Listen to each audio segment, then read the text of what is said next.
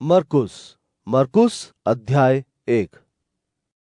ये परमेश्वर के पुत्र यीशु मसीह के शुभ संदेश का प्रारंभ है। भविष्यवक्ता यशायाह की पुस्तक में लिखा है कि सुन, मैं अपने दूत को तुझसे पहले भेज रहा हूँ, वह तेरे लिए मार्ग तैयार करेगा। जंगल में किसी पुकारने वाले का शब्द सुनाई दे रहा है, प्रभु के लिए मार्ग तैयार करो और उसके लिए राहें सीधी बनाओ। यूहन्ना लोगों को जंगल में बपतिस्मा देते आया था। उसने लोगों से पापों की क्षमा के लिए मन फिराव का बपतिस्मा लेने को कहा। फिर समूचे यहूदिया देश के और यरूशलेम के लोग उसके पास गए और उसने यरदन नदी में उन्हें बपतिस्मा दिया, क्योंकि उन्होंने अपने पाप मान लिए थे। यूहन्ना ऊंट के बालों के बने वस्त्र पहनता था और कमर पर चमड़े की पेटी बांधे रहता था। वह टिड्डियां और जंगली शहद खाया करता था।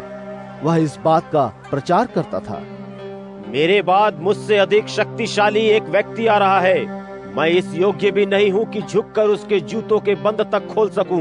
मैं तुम्हें जल से बपतिस्मा देता हूँ, किंतु वह पवित्र आत्मा से तुम्हें बपतिस्मा देगा।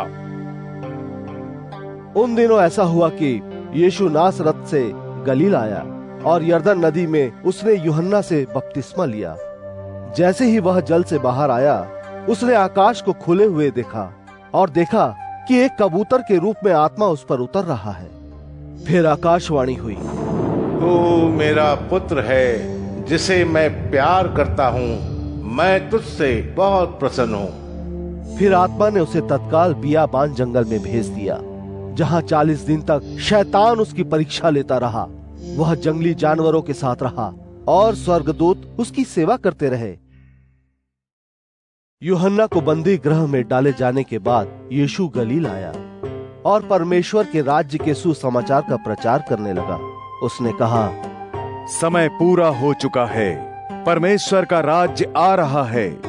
मन फिराओ और सुसमाचार में विश्वास करो। जब यीशु गलील झील के किनारे से होकर जा रहा था, उसने शमौन और शमौन के भाई अंद्रियास को देखा।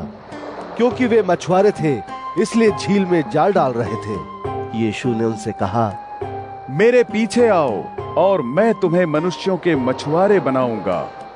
उन्होंने तुरंत अपने जाल छोड़ दिए और उसके पीछे चल पड़े।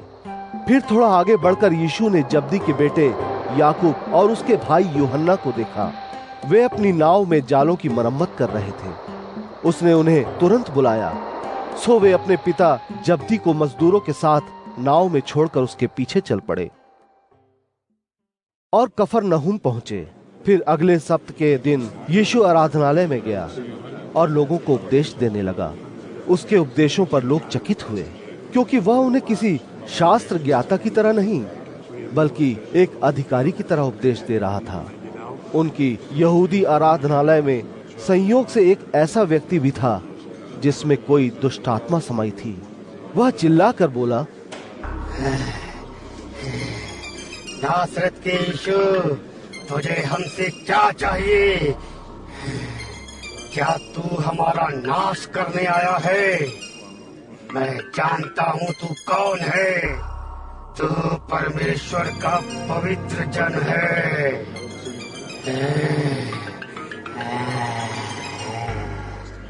इस पर यीशु ने झिड़कते हुए उससे कहा, चुप रह और इसमें से बाहर निकल। दुष्ट आत्मा ने उस व्यक्ति को झिंझोड़ा और वो जोर से चिल्लाती हुई उसमें से निकल गई।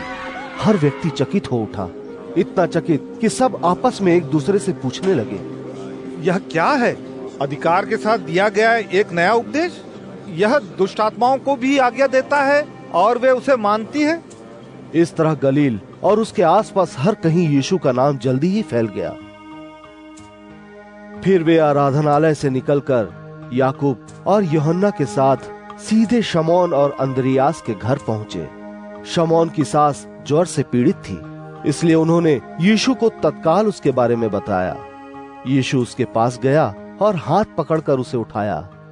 तुरंत उसका ज्वर उतर गया और वह उनकी सेवा करने लगी। सूरज डूबने के बाद जब शाम हुई, तो वहां के लोग सभी रोगियों और दुष्टात्माओं से पीड़ित लोगों को उसके पास लाए। सारा नगर उसके द्वार पर उमड़ पड़ा।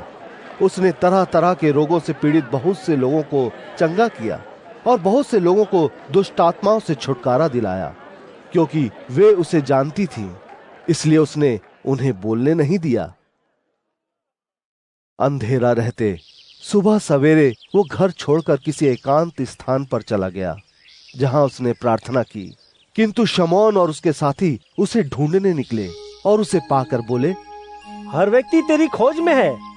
इस पर यीशु ने उनसे कहा, हमें दूसरे नगरों में जाना ही चाहिए ताकि वहां भी उपदेश दिया जा सके, क्योंकि मैं इसी के लिए आया हूँ। इस तरह वो गलील में सब कहीं उनकी आराधनालयों में उपदेश देता और दुष्ट आत्मा को निकालता गया। फिर एक कोढ़ी उसके पास आया। उसने उसके सामने झुककर उससे विनती की और कहा, यदि तू चाहे तो तू मुझे ठीक कर सकता है। उसे उस पर गुस्सा आया और उसने अपना हाथ फैलाकर उसे छुआ और कहा, मैं चाहता हूँ कि तुम अच्छे हो जाओ। और उसे तत्काल कोढ़ से छुटकारा मिल गया।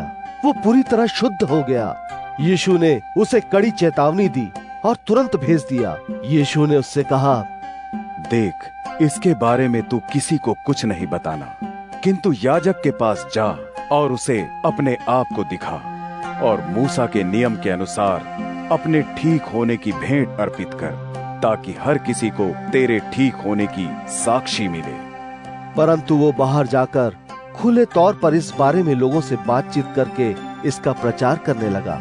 इससे यीशु फिर कभी नगर में खुले तौर पर नहीं जा सका। वह एकांत स्थानों में रहने लगा, किंतु लोग हर कहीं से उसके पास आते रहे।